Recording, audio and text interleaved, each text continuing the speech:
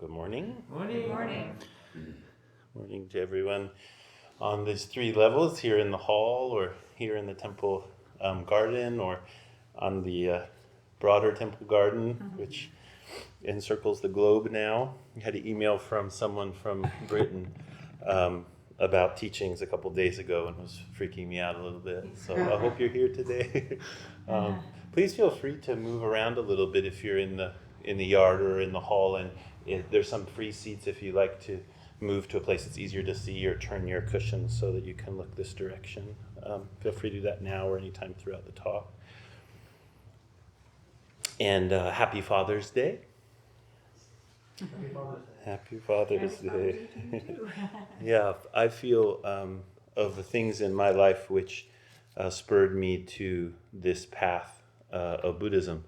One of the kind of the top three is definitely being a father.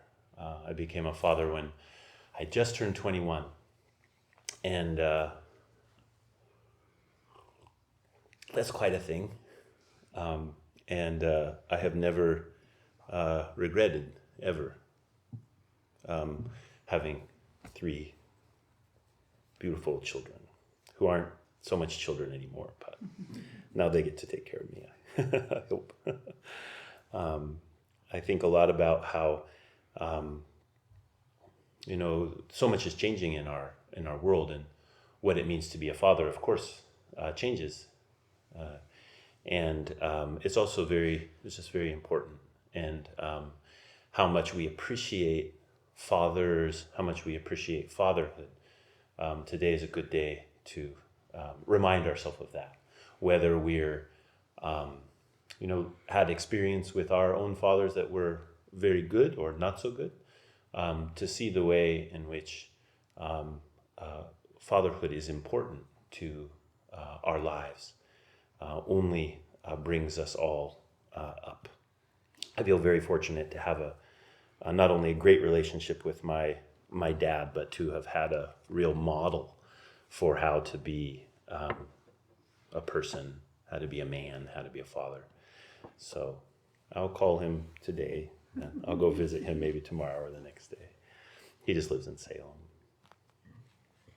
So this morning I went to start talking about meditation. And you'd think that's an easy thing to do, but it turns out it's not. It's not for a few reasons. One reason is because it's a little bit like talking about love. It has broad meanings, broad implications. It's very subtle. It's a current which moves our life in deep and profound ways. And so to talk about it always feels a little bit like creating a problem. One of the most famous teachings of the Buddha Shakyamuni was when he held a simple flower like this one, and he said nothing. And as the legend goes, Mahakashapa smiled. Maybe some of you are smiling, but I can't see it. Out there, I can see outside. And that's said to be the beginning of the lineages of the Zen school. I didn't bring this flower for that purpose, but it was here. I just noticed how amazing it is.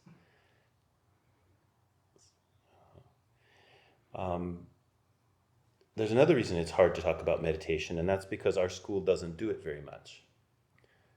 Talk about meditation. We're a Zen school. Soto Zen Buddhism is the particular lineage that this temple belongs to.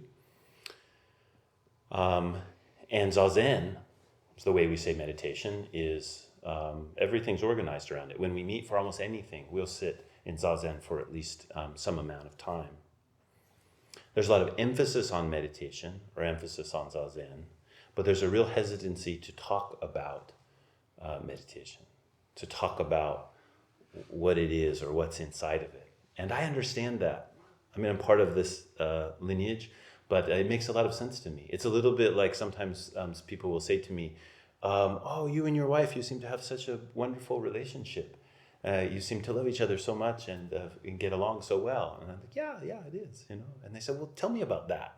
And I'm like, Don't want to talk about it too much. I don't want to pick it apart.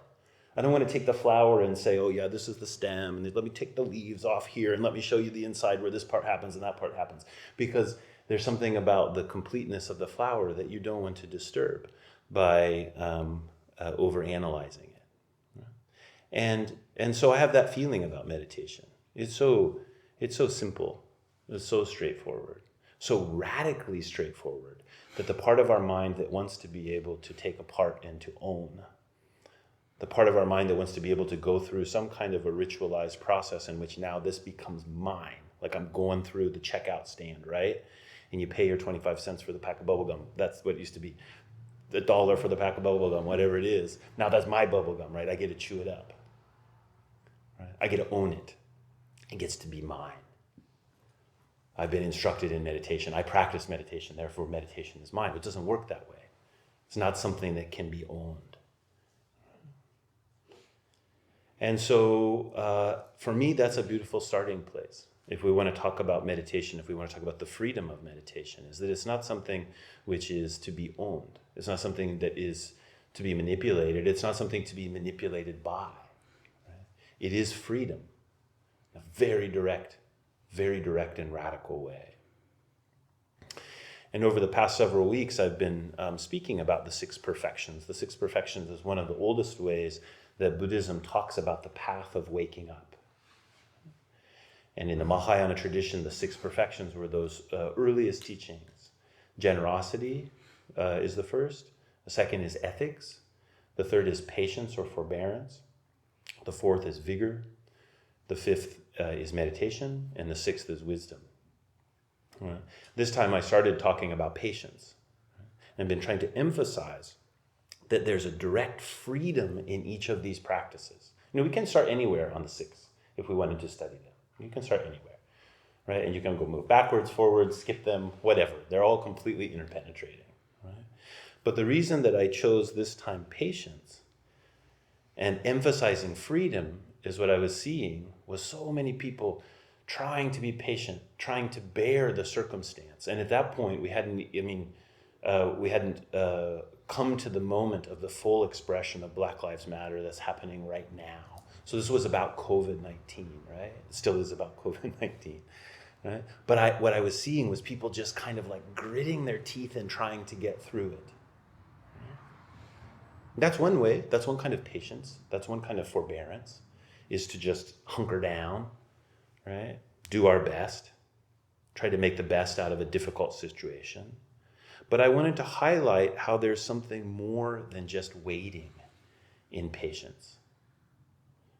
That perfection has a freedom right inside of it. You don't practice patience so that later on you can feel free. But there is a practice of patience which unlocks a freedom in you immediately to bear the difficulty of life. It isn't just about being strong. It's not about waiting out difficulty. But it's about something ungraspable. That an ungraspable world challenges us deeply, because its ungraspability means it will deliver many things to us, which is not what we want. Or we want something else. And there, in that place where we need to be patient, right? There's a way to unlock our tight grip. And as we see that the world is ungraspable, we can wake up to the ungraspability of our own heart. And this begins the freedom of presence, to be present with. So it's very immediate. We're not waiting for it, but we're practicing that. We're practicing encountering the ungraspable quality of the world, which uncovers the ungraspable truth of our heart.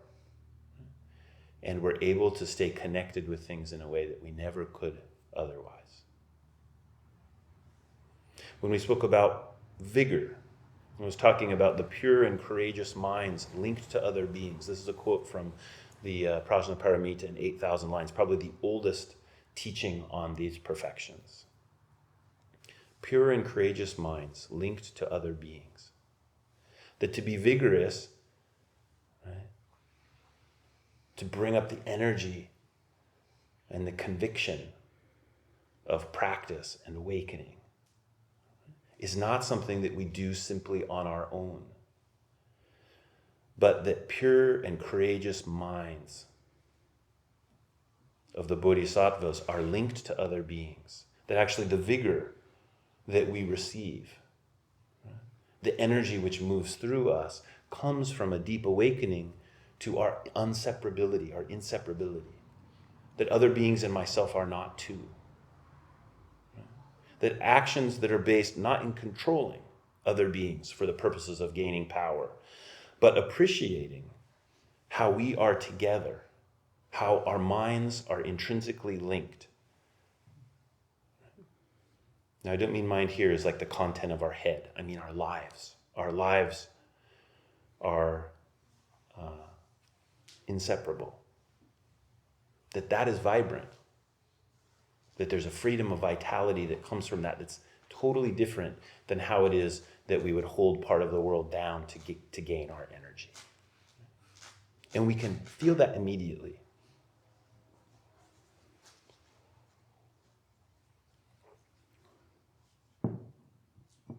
You know, how nice it is to just be with other beings. You know, whether they're human embodied or otherwise, flowers, bugs. I spent a couple days over on the coast. Unbelievable amount of birds. So inspiring. Do you ever watch the birds do their like, and they're just their whole body, like all the way down to their tail.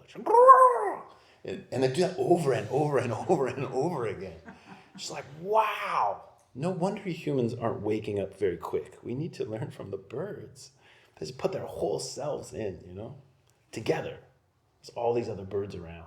And my wife, there's many things I love about my wife, but this was just, we're there, sorry, let's divulge a little, or digress a little bit. We were staying in a little cabin by the coast, and there's one bird that's not coming to mind, a thrush, that she really likes, and she knows the call of the thrush. And so this thrush, they're very shy birds, these thrush, and they make a kind of whoo sound like this. And so she would hear it, and so she goes, and then the thrush goes, whoo, and she says,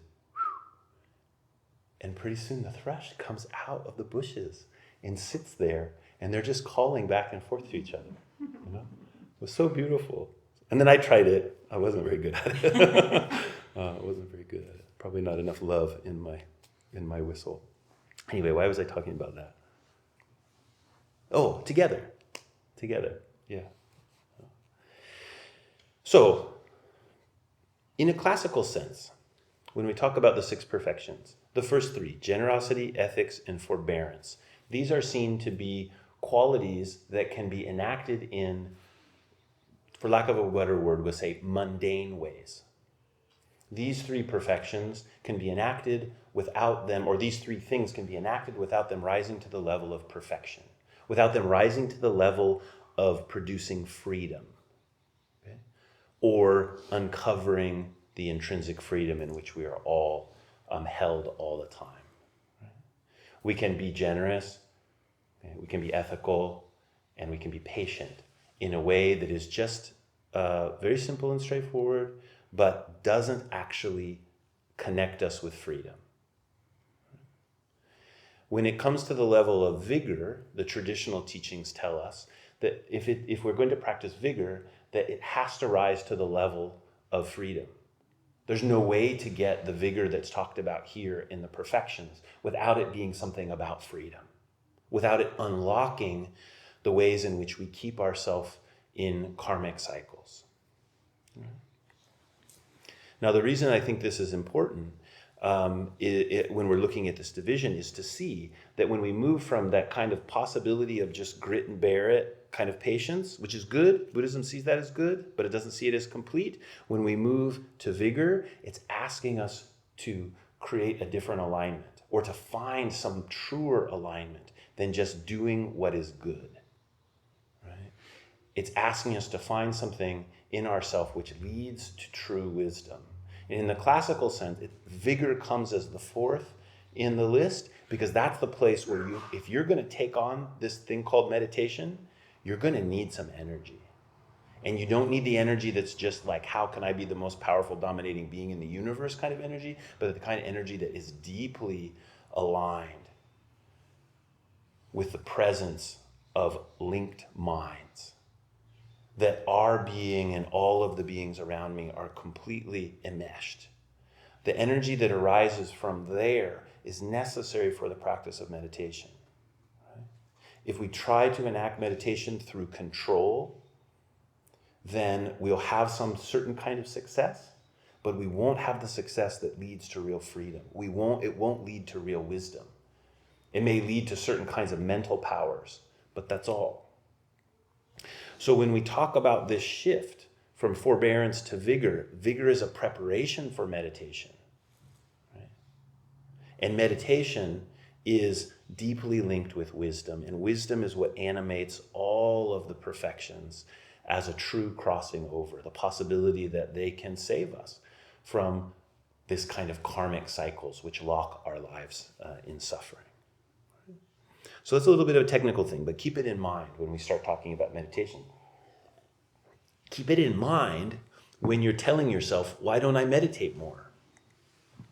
I don't know if anyone has had that experience, but I hear from people all the time. They're like, when I come to the temple and I meditate and I just feel like my whole life seems like it's better. You know, if I'm practicing meditation, and then it's like, yeah, but then I get on my own and pretty soon I'm not meditating, you know? So don't whip the meditation. Right? Don't make meditation the horse that you're trying to whip there. Come back to vigor. But don't come back to the vigor of how do I muscle myself into it. Come back to the vigor of how can you hear the call of the world? How can you hear the thrush in the bush? And how can you respond? Right? That's where your energy comes from, your energy for meditation. Not from being the hero, you know, but from being deeply enmeshed and recognizing that. That's where the hero's power comes from.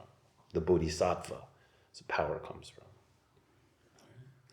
So, meditation. I was trying to write something. What do I want to call it?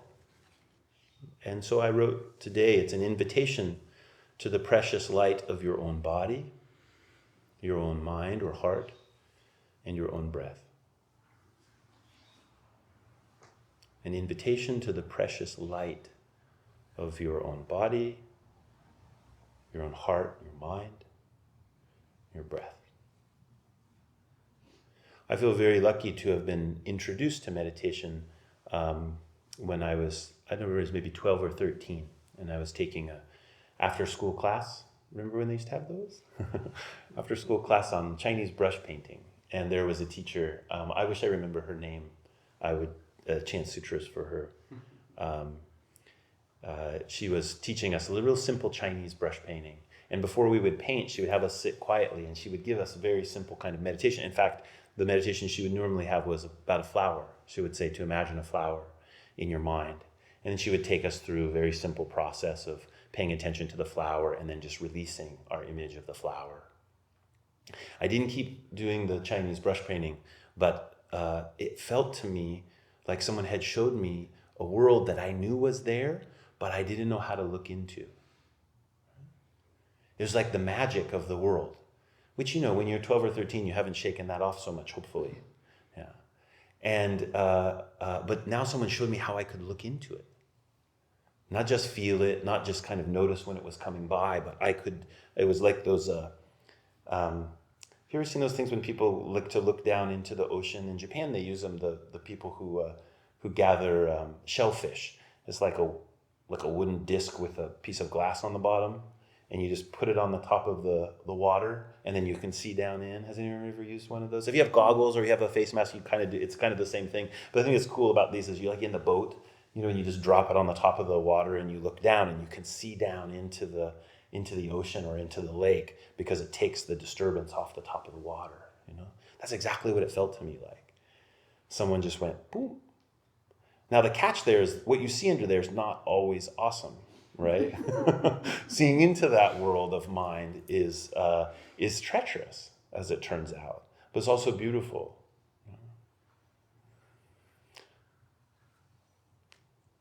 So I'd encourage you to think about that. What is the way that you frame meditation? Is it an exercise that you do? Right? When we think about it that way, the kind of energy that I have to accrue for it and apply myself to, etc., has a certain kind of limitation. What I'm trying to present here is an invitation to a broader way to hold this. If you thought about meditation as being a way to see into something,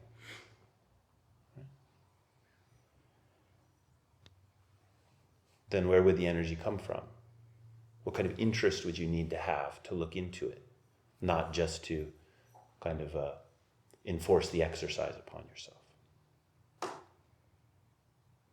So an invitation to a light which is already your own. No one can give it to you because you already have it. But this light is a strict teacher. To be able to see into mind. The light of consciousness that is there. Very strict. But she will never take away your freedom. She is strict because she will never take away your freedom. The teaching that says, just do it like this, right? Just take yourself and mold it to this shape. Do that. That's the right thing. That's not such a strict teaching. It might feel uncomfortable because you're doing something that someone told you to do, right? And trying to hold it in a certain way.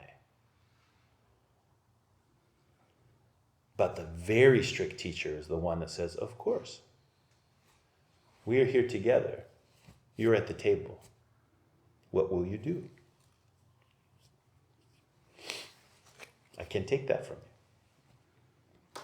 She'll tell you that again and again and again and again and again. You'll get really sick of it if you meditate. You sit down and you're like, oh,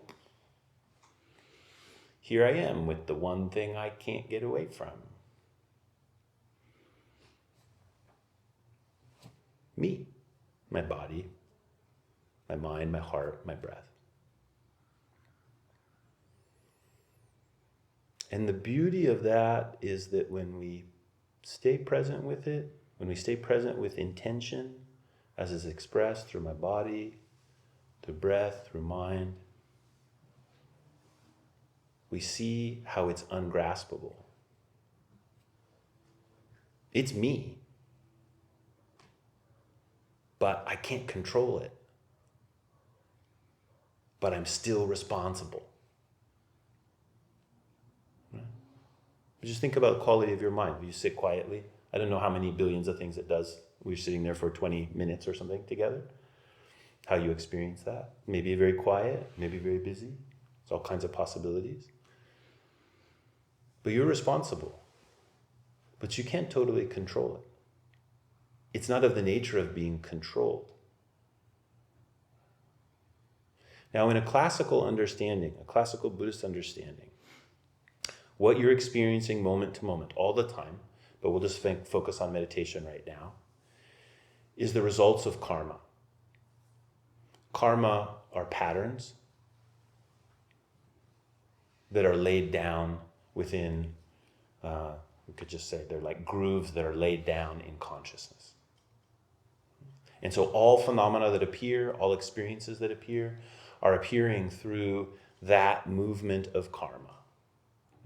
This is a very classical way of understanding, very kind of strict. If we tried to bring that into some more modern language, we might say that all of my experience is an expression of habits.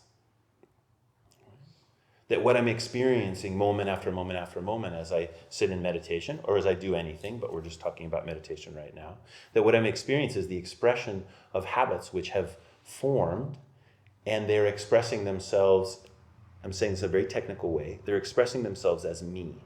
I experience them as me, right? Like if I have a tendency to have a very, some people have this mind that thinks everything's funny. Does anybody have that one where you just, like if you sit quietly, you just start going, like you start laughing?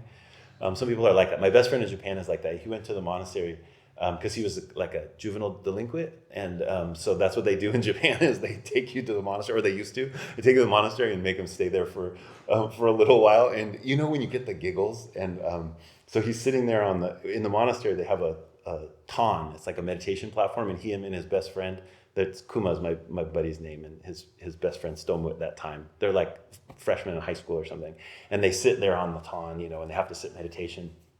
And of course, Kuma, he's one of those people who just laugh at everything. So he starts laughing, and then of course Stomu starts laughing, and they both start laughing, and the monks pretty soon come and drag him off the thing and take him outside and yell at him or whatever, which only makes them laugh harder. Does anyone have a mind like that, by the way? So we have it's like that? Okay, sometimes. So if you're that kind of person and you sit down, you might just start thinking things are hilarious. Like, why did they do that stupid thing on the altar? Like, whatever, and you experience something that's just funny. Or maybe you have a mind that's very dark. You think about things very deeply, and so maybe you're there. And probably you have a whole bunch of characters inside of you, and something's happening when you sit down. I guarantee you that if you went around the room and you talked with everybody here and online and out in the yard, and you said, what did you experience in that 20 minutes? You get this huge range, right? Although almost nothing is really different about what it is that we're experiencing in a concrete sense, right? Okay, I'm sure I've made my point. I have a tendency to do that bigger than it needs to be, but so we have this difference of experience. We have a habit. It expresses itself as me. I'm used to thinking I have a habit, right? I have a habit. But this is inversing it. It's saying that these habits, that these karmic patterns, they express themselves, and I experience them as me. It's what I call me. It's what I call experience. And I adjust, right? All the time. I'm always adjusting to try to be right, to try to be better, to try to relieve suffering, hopefully, right? To do all the things that will make life better. I'm always adjusting, I'm always adjusting, I'm always adjusting, I'm always adjusting. And those habits, they get modified according to my adjustment. But they don't get unlocked.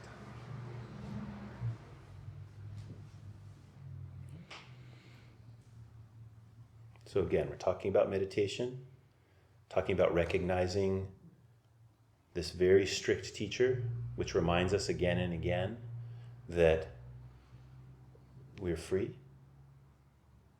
Your intention is there. You could get up. You could stay seating. You could think about something. You could not think about something. You could breathe in deep. You could breathe out deep. You could move your eyebrows. You can move your hands. You have that total freedom. It's reminding you again and again and again and again. But it's also reminding you that each thing that you're experiencing, all the things which you call an experience moment after moment as you're sitting there quietly, that those are coming through patterns.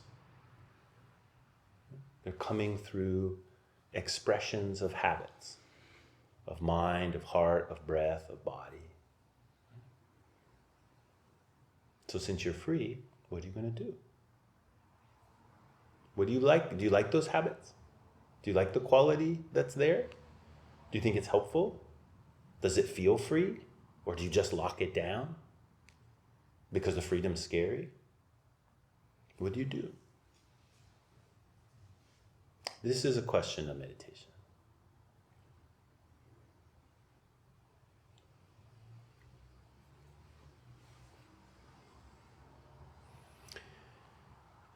In Nagarjuna's writings on meditation, and Nagarjuna was one of the earliest proponents of this six perfections teaching, one of the great ancestors of Mahayana Buddhism. He talks about meditation as being ingesting the medicine of wisdom. Think about that. So if wisdom is what animates all the perfections, wisdom is the thing that helps us cross over beyond the habits, beyond just reenacting the habits again and again and again and again and again and again. Wisdom is the thing that has the possibility to show us how to unlock that. Right? And so oftentimes meditation is seen as being what produces wisdom. That's a very classical understanding. Sometimes people will say that meditation is like the candle and wisdom is like the flame. So you have to practice the meditation so the wisdom will have some place to burn. That's a very classical kind of image. But here, Nagarjuna calls the wisdom medicine, that it needs to be ingested. That wisdom, which essentially refers to emptiness, or refers to dependent origination, refers to the fact that we're all completely intertwined. I get to own nothing as an individual. How do I ingest that medicine? Nagarjuna says that's what meditation is. To ingest. I think after ingesting, you have to digest. Right? You have to be digested. All of those things are happening with meditation. Well, you hear, not right now here at the temple, we have some kind of a truck coming by. I don't know what kind of truck this is. It's Sunday, so it's probably not the garbage truck, but something.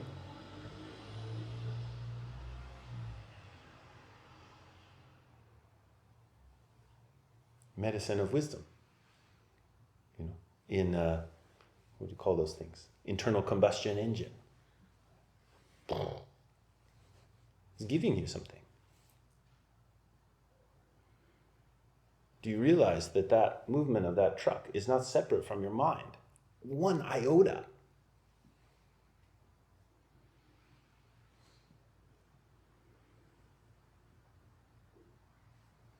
So when we sit in meditation, in a way, we can't help but receive the medicine of wisdom. And yet we fight it. We fight it. We can make meditation our project. We make it the symbol of what I would be doing if I was being good right now. And then we do it when we want to be good. And then we don't do it when we don't want to be good. And then we develop all kind of attitude around that, right? Being good or not being good. This invitation to the precious light of your own body, of your mind, your heart, your breath, it's much more organic than just doing something that you were told. It's not just be like this. It's not just snap to grid. I recently found out that image only works for a few people that were using computers at a particular time. There's this function that used to be a snap to grid. There's a grid underneath there and everything would go to the right place if you clicked that button. Right? But it's also not just some fluffy, feel-good, try to stay in the sweetness of life. And this is something that's really hard to encounter. If you take up this practice, this invitation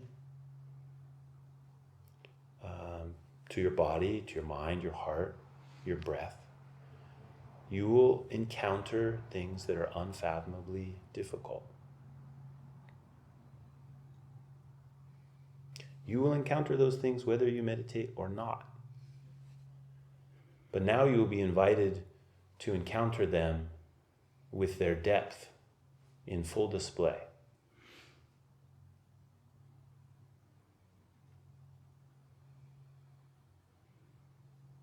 Things can't be hidden so easily.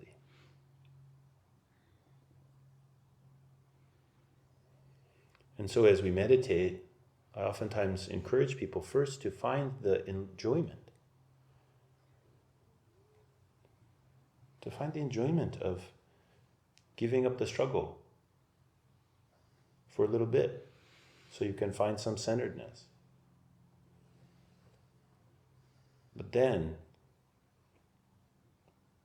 you found that center for a reason. Because when the hurricane of life comes to your door,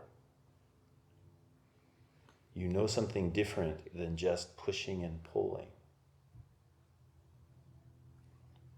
Because in the pushing and pulling, the real hurricane of life, your pushing and pulling won't help that much. Actually, it only makes things worse.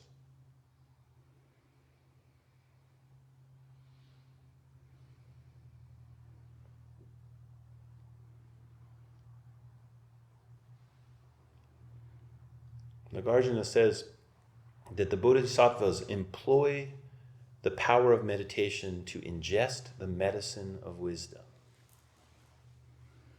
Right? So to practice that ingesting the medicine of wisdom all the time, through all kinds of circumstance, through things that are enjoyable, through things that are difficult. As we ingest that, we begin to know that alignment from which wisdom springs forth.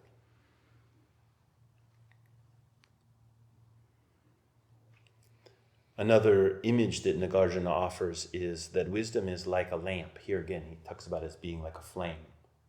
But he said, when it's in the wind, it's very hard for it to really illuminate. If you bring it into a still room, now the illumination of that lamp becomes really clear. So again, bringing into the stillness so that the lamp can be recognized and relied upon. So one image, ingest the medicine of wisdom. Another image is you already have the wisdom. But if you don't allow for some stillness to emerge, how will it illuminate your being? How will you know that your body is filled with light? How will you know that your heart is filled with light? How will you know that your breath is sweeping that light across all things at all times? If you don't know about this stillness. And that's the last image I'll leave you with today. Is this still room.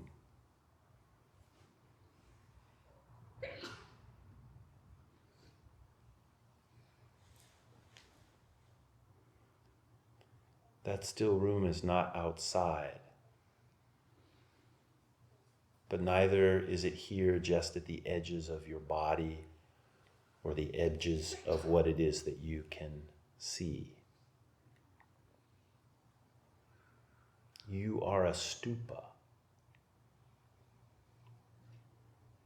A stupa is the ancient receptacle for the fragments of a Buddha.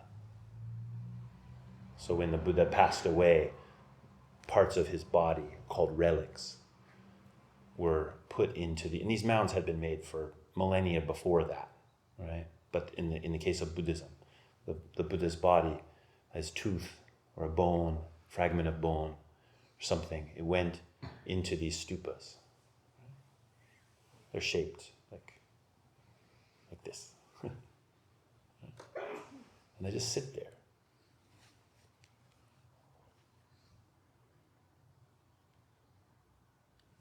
Like a still, empty room. With that Buddha shining right inside. So you are that stupa. Right here, you enshrine the upright luminosity of the Buddha's awakening. But at the same time, you are contained in a stupa. This room, this shared time.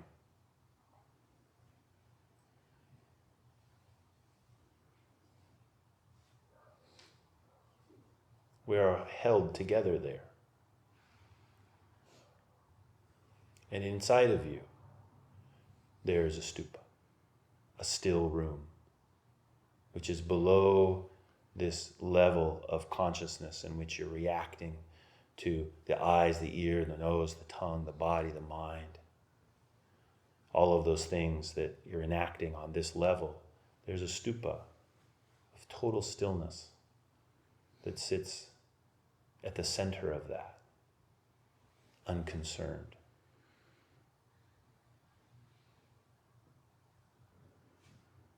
So I encourage you, don't just think of meditation as how you're going to reform yourself. Think of it as the opportunity to manifest the stupa which holds the relics of the Buddha's awakening, which holds the vibrancy